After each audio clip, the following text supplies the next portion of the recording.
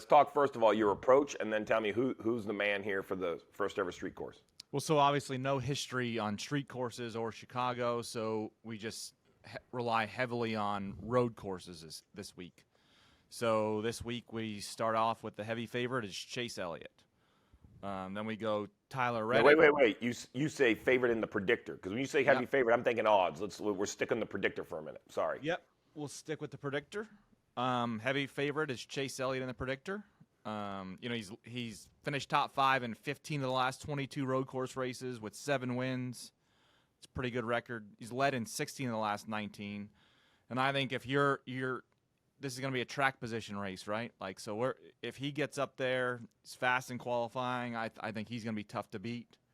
Then we go with Tyler Reddick. He's won 3 of the last 6 road course races. That's where we keep him. Then William Byron next. This one he's pretty high up because of how much speed he's got. He won both stages and finished 5th at COTA this year. That's the one when the numbers came out, I'm like, I'm a little skeptical of that one because of his road course history. But he's been so fast this year, and that's a great team, and they're going to be prepared. And then you have Kyle Larson and A.J. Allmendinger as your top 5. So to your point about your approach, Austin Cindric, he drives a variety of stuff or has in his career. He said yesterday when asked about the road course that it's not too far different from any road course racing to run at a street course.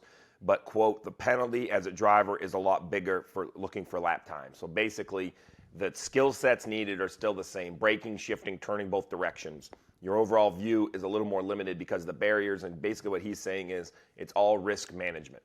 You have to understand, you have to run 80, 85% because if you step a wheel out, it could end your day. And for that reason, I'm looking at the guys that I just feel have risk management approaches. Right, because there's some drivers that are good at the road courses, but they're good at the road courses. It's like in golf, right? Some guys are pound it down there and gouge it out. This is more of a U.S. Open type thing right here, Chop. You got to hit a lot of fairways, hit a lot of greens, right? The guys that you're not going to get a lot of mistakes on this road course here. Maybe one, because our cars are definitely tougher than IndyCar and other open wheel series that runs at the street courses. But those toe links, man, they're not made of unobtainium, right? They're just metal. They're going to break.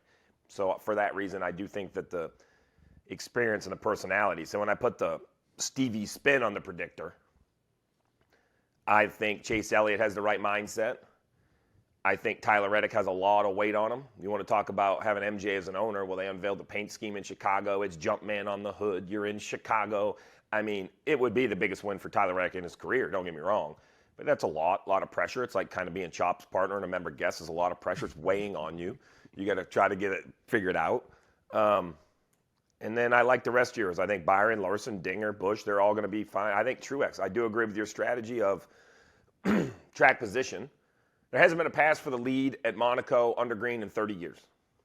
30 years. I don't think it'll be that bad here, but if you think your driver's in 6th and you're like, you got a chance, I don't think you do, bud. Like, your driver's going to have to be front 2 rows. How many passing zones are there on this course? Into 1 for sure. Into 4 is the second great one. Into 6 is another great one. So that's 3. Maybe into 12. I'll give you 4. Like, I think there's legit passing zones. There are. The problem is there's 4 great defending zones, right? We know these guys with their stupid little digital camera. These guys can block, and they can just run a guy down. I think we're going to have a big moment in this race. I think everyone's going to start like this is narrow and the walls are close and we're going to be real nice and we're going to do this and we're going to that and we're going to get through a couple stages. And then somewhere with 15 to go, somebody's going to be out on older tires. Somebody on newer tires is going to be running them down. They're going to be faster. And there's going to be a moment where that leader is going to decide how much he wants it. And I'm going to tell you, he's going to want it too much. And we are going to show Chicago what a NASCAR big issue looks like. And we're going to have one big stuff job. And somebody's going to block and he's going to get stuffed and it's going to be, I think it's going to be impressive. I could be wrong, but I think we're going to have a big moment in one of these races. And why not? Like, if we're going to come to Chicago, let's do it NASCAR style. Let's show them elbows out. Racing season is underway. New customers download the DraftKings Sportsbook app and use code DMD. Bet $5 and receive $150 in bonus bets instantly. That's code DMD only on DraftKings Sportsbook.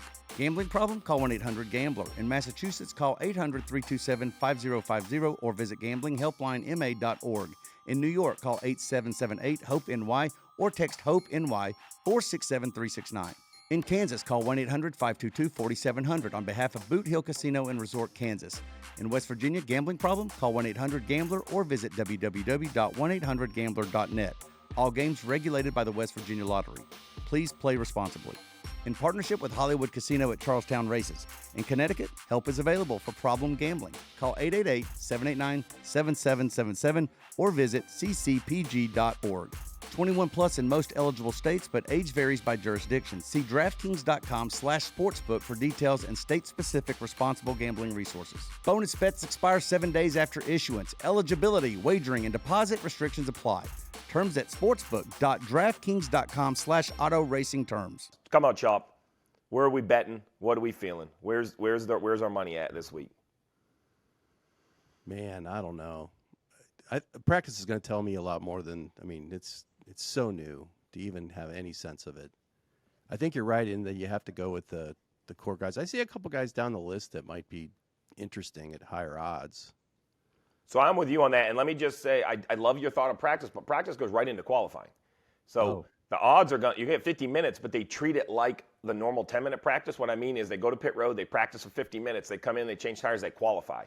So you're not going to have a time to put your bet in. Now, you'll have tons of time after qualifying, but you might get killed on some juice. So for that reason, what you were just saying makes sense.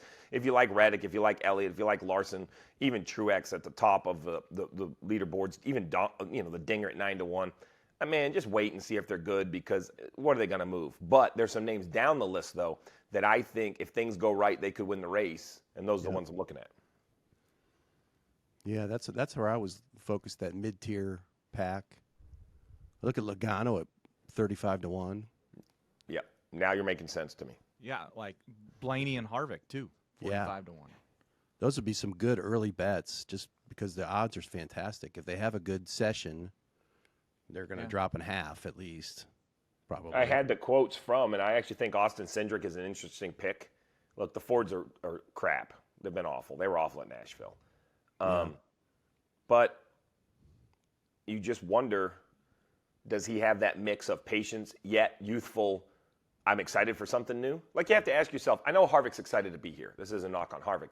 But, man, if you've done this for 20 years, you're like, I'm going to come, and I'm going to smile, and I'm going to give it my best. But, my sense is anybody's going to get excited about this. It's so new. You would definitely want your name on the inaugural. Yeah. And he's a guy that can manage the race, too, right? Like, he's going to take it easy, and he's going to be there at the end. So where's Harvick in your predictor? Harvick in the predictor's 10th. Where's Logano? 15th. He's 15th. I think both of those are good. Now Logano's won the first race, the last two places we went that were new, Gateway and the Coliseum. You know what, Chop? It didn't take 40 minutes for the professor to give us the nugget of the day. So if we think it's a tough way to pick a win, let's talk about the approach then. If we're a little unsure about the winner, where is our value for the week? Is our value, top 10s? Because when I look at the top 10 line, the plus money flips at about the 9th place guy, right? Do you say there's going to be some different guys in the top 10s? Or like, what's your approach? Are you approaching this like hey, sit on the sidelines and see? It's going to be chaos? I don't know. The top 10s have not been good to me. And, man, I'm looking back here. It goes 8 races since I was plus in the top 10s. Now, we started out hot. So I think here's what happens for the year. You start the year, the books don't know. We have some pretty good educated guesses on who's going to be in the top 10. We hit them right away. They've killed the juice. And the more we run the predictor, the more accurate it becomes. That's why the head-to-heads, I think, are really, really coming to life. Plus, we've had less late yellows. Yep.